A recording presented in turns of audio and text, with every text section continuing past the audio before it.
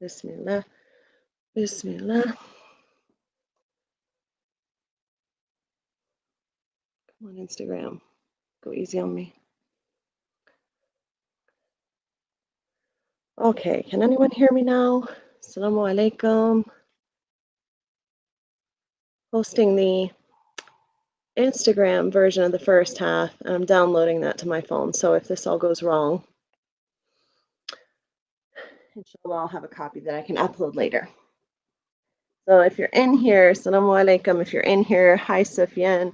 If you're in here and you can hear me, please let me know. If I've got no volume, let me know and I'll turn this off and just go to Facebook. But continuing. Okay, Akhi, can you hear me? This is anybody? This is a women's group, pretty specifically.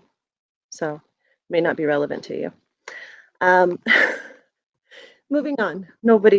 I don't know that anybody's in here to answer right now. So moving on. We talked about this. This was just defining these terms, defining what rulings about hijab are made clear. And this is just Quran. I haven't really even touched on hadith around the more specifics. I haven't gone into the fiqh of this. General ruling, head covering, which extends over the chest, an outer garment, which envelops all of the clothes and just, kind of covers the form of the body. That's the general rulings. So again, we were talking about the most common counter we run into, the commonest argument we'll hear is, do you have a choice? Is it your choice? Is this your decision? Are you forced to do this? And again, this is a misunderstanding. This is just a difference in way of thought. From the outside looking in, if you don't understand that at the core of Islam is submission, is obedience, is trust in Allah, in wanting to please Allah and avoid the things that displease Him, then this seems like a logical question. The reality is Allah created us with free will. So yes, it is a choice, technically. Everything is a choice. Everything we do is a choice. We can choose to sin any way we like. But Islam is a faith in which personal responsibility, personal accountability is paramount. This is central. As Muslims, we're constantly involved in this unique discourse with our Creator, in which there are no intermediaries, there are no intercessors. To be a Muslim is to testify, La ilaha illallah, Muhammadan Rasulullah, to say that there is no God but Allah. There's no one worthy of this worship and obedience but Allah. A part of that, a part of genuinely expressing that from your heart, is accepting that as the only being worthy of worship, as the creator and the sustainer, that we know Allah has full knowledge, He is fully capable, and therefore submission is not only required, but it's the only logical course of action, right? So we technically have a choice with hijab. Obviously, we have a choice about everything we do.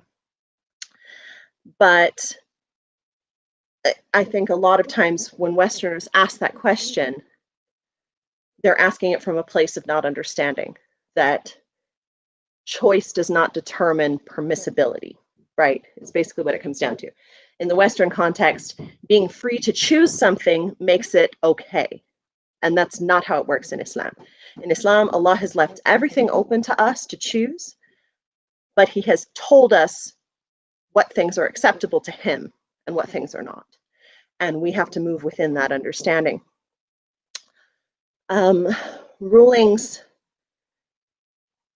So how to deal with this kind of feminist push to uncover, to do what we can to make everyone around us more comfortable, to help people not have to question themselves and the way they move in the world, because that's really what it comes down to. A lot of the anger around hijab is that it is a mirror for people, and it makes them reflect on their own movements in the world and their own interactions with others, and their own sense of self-worth. Give me 1 second. I have a 5-year-old with no patience at the door. I'm almost done, okay? Thank you for the tea. I'll be down in just a minute, go check on brothers. Imam Shafi is on babysitting duty, but they keep sneaking off and coming to check on me. So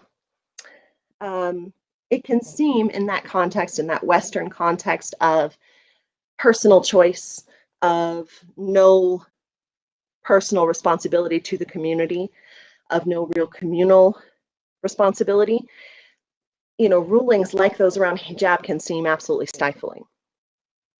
There's no denying that. It can seem like, why do we have to do this? Why do we have to struggle with this? Why do we have to stand out and be strange? Some women will argue, Muslim and non-Muslim women alike, that the Quran says, the verse I quoted, that it's to protect us from harm, it's to protect us from harassment. But now it makes us a target, is the argument, right? But the reality is that's not the kind of protection Allah is talking about, is it? Because none of us is guaranteed a comfortable, easy, safe life in this dunya, right? The protection is for our souls. It's for our own internal guidance.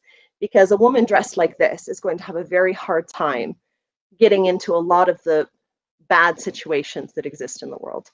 And it is to make us easily and readily recognizable as something different. That's the point. So the argument that we should blend in is not accurate. We are supposed to be known as believing women. That's what the outfit is for. That's the whole point.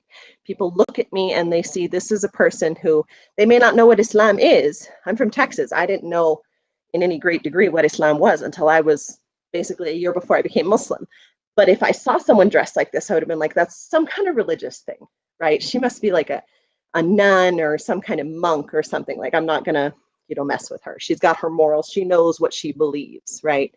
That's the message we're sending, is that we are confident in our faith, we are firm on our values, and that there's no point in trying to divert us from that. That's where the protection comes.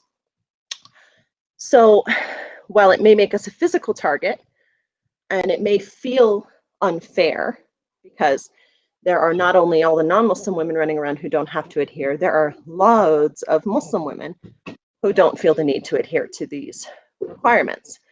We see that men don't have the same requirements for hijab. And so we can,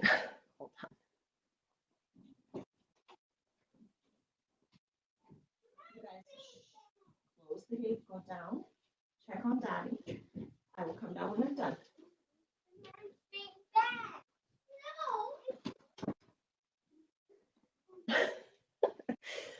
So, where was I at? This is working from home, alhamdulillah. So what we have to do is we have to go back and remind ourselves again, no one knows better than the one who designed the cells in our body and the air in our lungs, what is actually best for us. Speaking of children, we have 4 children, 5 and under. We had 4 under 4 for a while. And very often kids feel like I'm unfair. That's just the reality of being a mother. I know things that they don't know. I've experienced things they haven't experienced, and they can't possibly comprehend, just because their being in the world is so much more limited. Their exposure is so much more limited.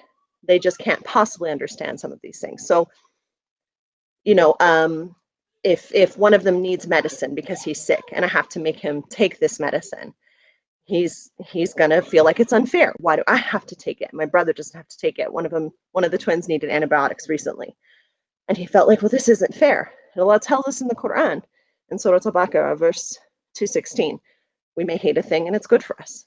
On the other hand, his brother was jealous that he didn't get to take the antibiotics because, again, we may love a thing and it's bad for us.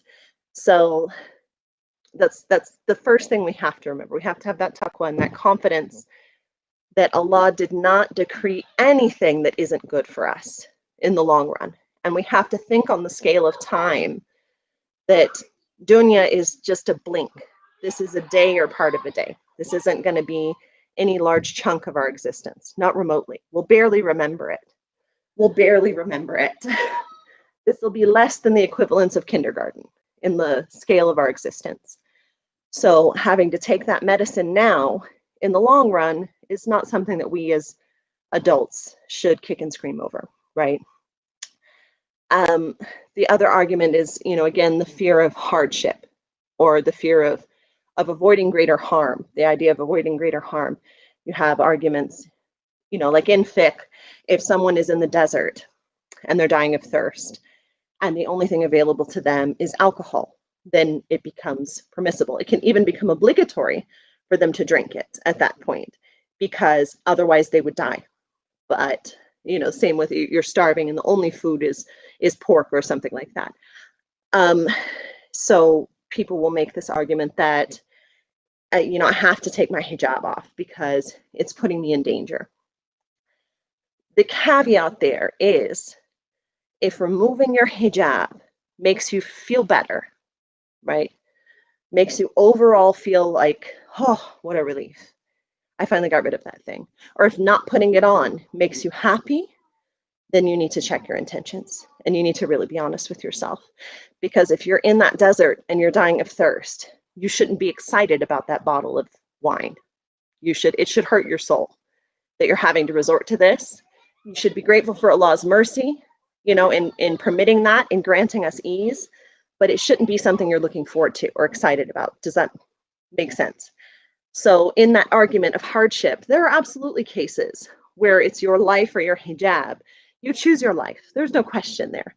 But we should all be very, very cautious of jumping to that level, right? If you're living in America, the chances of being killed for your hijab, for being visibly Muslim, are rather low. They're rather low. There's always going to be a few, but there's just as much chance you could be killed for being a woman or for, being whatever ethnicity you are. So we have to balance. We have to be very sure that we're reflecting on our intentions. All this said, those of us who are able to observe hijab to the best of our ability, those of us who are able to, be happy in our hijab, be comfortable with it, those of us who are struggling to fulfill it, the first thing we have to do is to thank Allah for giving us that ability, right? To keep ourselves humble and not let it make us arrogant, because that absolutely happens.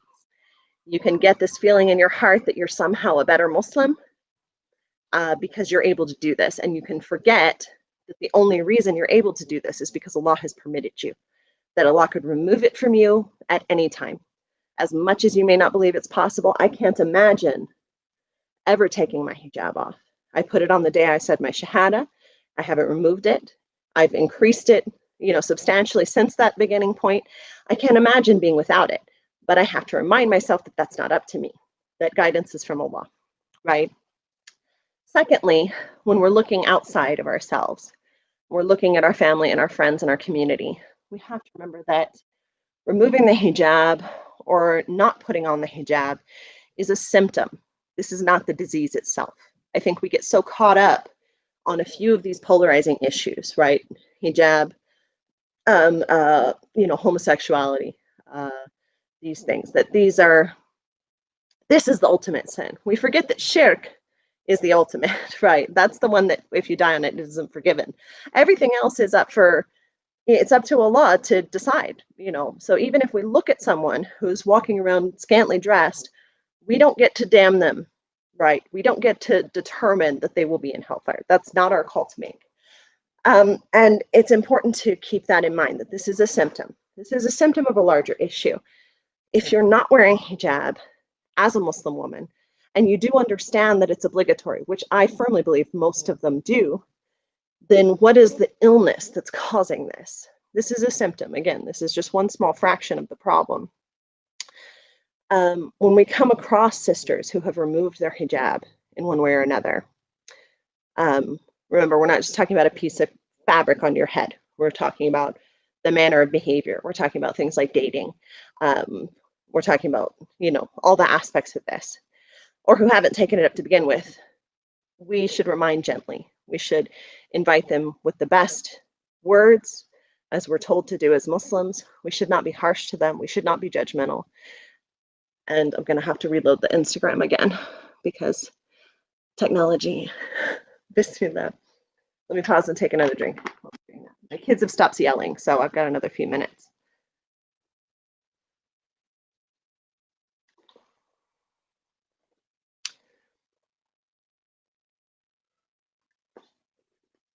Can anybody in the messenger tell me if there's some sound here? Well, this person from Algeria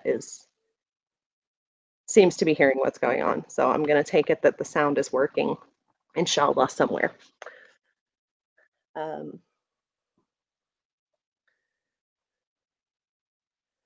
So hopefully that downloaded. And I'm almost done with this, sisters. I know I'm going over my half hour now, but this is such a big topic, and we'll undoubtedly come back and touch on it again, because again, there's so many rulings of modesty that tend to fall under this realm that it's not really just one topic. And this is in that series of kind of feminism. It's hard to determine where the line's going to be, which topics fall under this category of like the umbrella of feminism, because as women in the West, it kind of touches every aspect of our lives. But this is a series. One sister had suggested on Facebook, what I will probably do next is talk about a work life or school life or family life balance for women in Islam in the West, as I think that's a struggle for all of us, and not just in the West anymore. I mean, capitalism is spread just about everywhere now. Sorry, I'm downloading the Instagram videos to my phone before I post them, so that if this doesn't work on YouTube or Facebook, I can then upload them later. Inshallah, that's the plan. I thought this would make it easier, but it doesn't seem to be streamlining it much. So just bear with me. And I will be right back on topic in a moment. And we're almost done again. And while I'm waiting on that, if you have not already signed up for contributions, we have just about every feasible way to sign up. We're a nonprofit. We are completely funded through Allah's mercy and your donations. So if you feel like you've benefited from any of our programs, from any of our material, you can go on PayPal through our website. You can go, we have a Facebook fundraiser, we have Zelle, we have Cash App. There's limitless ways. Something like going to paypal.me/Islamic Outreach CC and signing up for $25 a month. Sounds like not much, you know, that's a few trips to Starbucks or whatever. But for a nonprofit, it's those small, consistent contributions that really make it sustainable. Because then we can look at the people who are giving monthly. We can anticipate this is what we have coming in on the 1st. So that's rent. And then we have money for this program X that we've wanted to start, or for getting the additional space we've talked about. We still want to do that. We still want to have the extra space for the youth center activities. We want to have the extra space for the little kids' classroom, for the sisters' lounge. Those are all things that cost money. We're doing this fi sabilillah, but our landlord, he doesn't accept that as payment, unfortunately. So give what you can. Come on, phone. You can do this. Bismillah. Okay, one more drink and then I'll just move on. There we go. Next.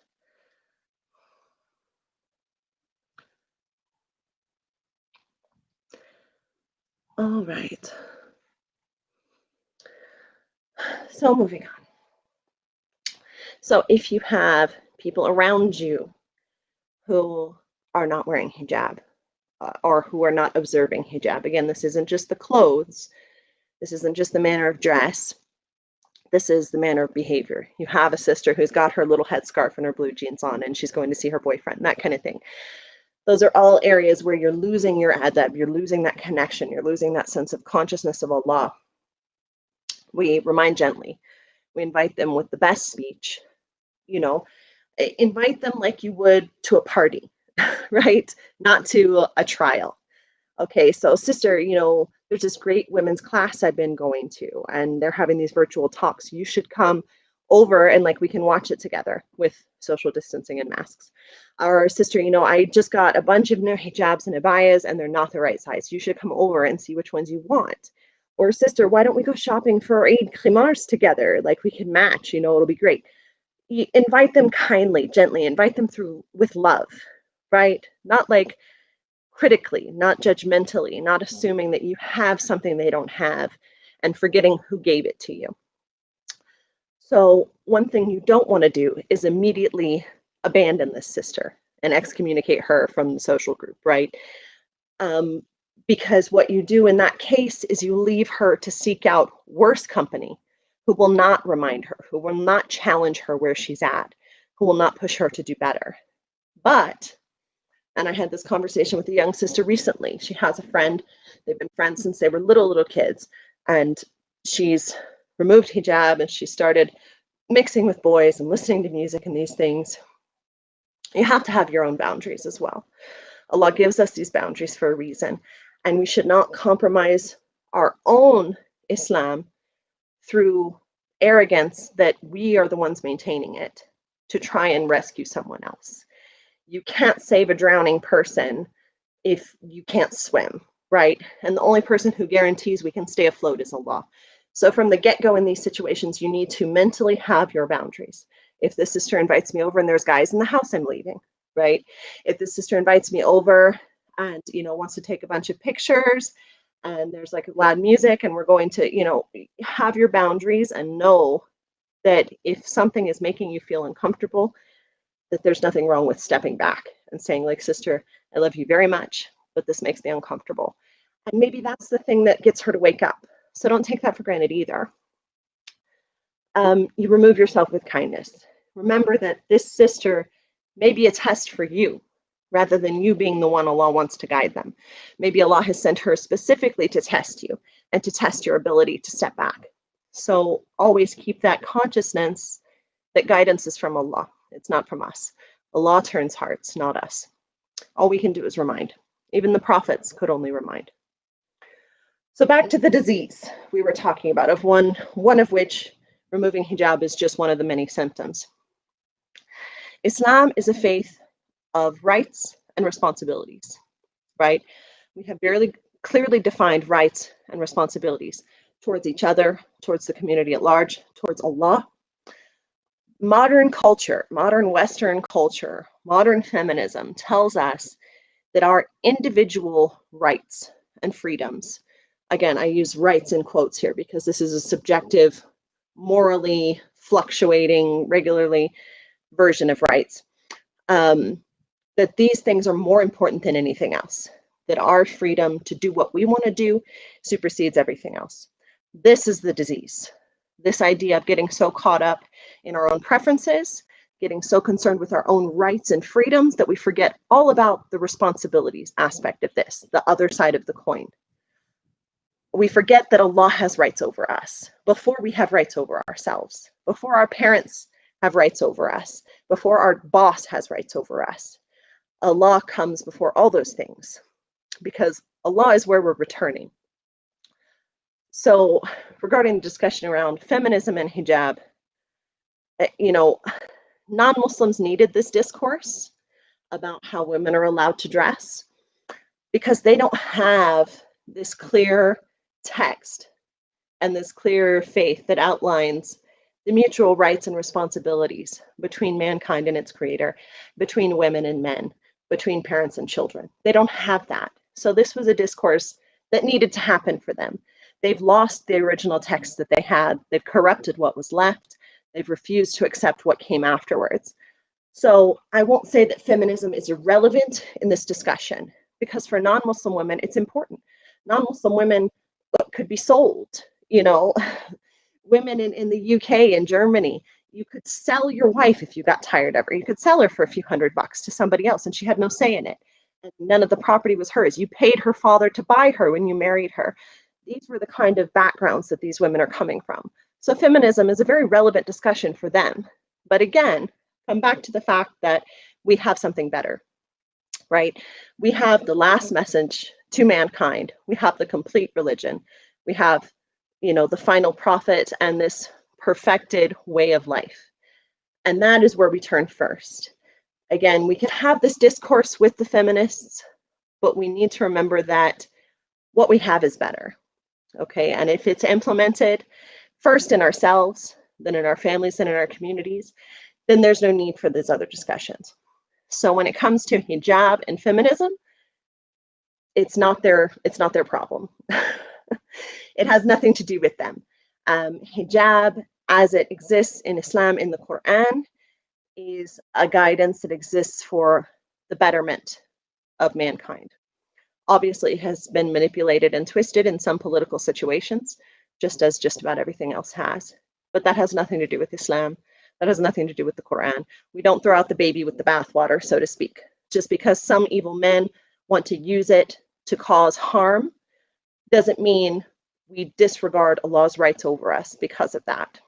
So we have to find a balance. As always, Islam is the middle path. We don't reject something completely just because it's occasionally abused. That's just not a logical course to take. So let me see what we have in the text box. Sufyani, I'm not sure. I'm assuming you're a brother. I will say I converted to Islam 10 years ago. And assuming you're a brother, that's the end of our conversation. We say Assalamu alaikum, thank you for watching. This is a women's group intended for discussion of women's issues. So you might follow my husband, Imam Shafi, on the YouTube channel and watch his talks next time, inshallah. So sisters, Jazakallah khair for watching. Again, if you haven't subscribed to our YouTube channel, please do that. If you haven't signed up for the contribution, please do that. We have contribution forms at the masjid. They're installing the card reader soon, inshallah. I know I said that last time, soon. This is technology. And inshallah, 2 weeks from today, we will be discussing that religion-life balance issue. If you have any questions or suggestions, send me messages here, text, WhatsApp. And as always, stay safe. Jazakallah khair. Inshallah, we'll see you next time. Assalamu alaikum wa rahmatullahi wa barakatuh.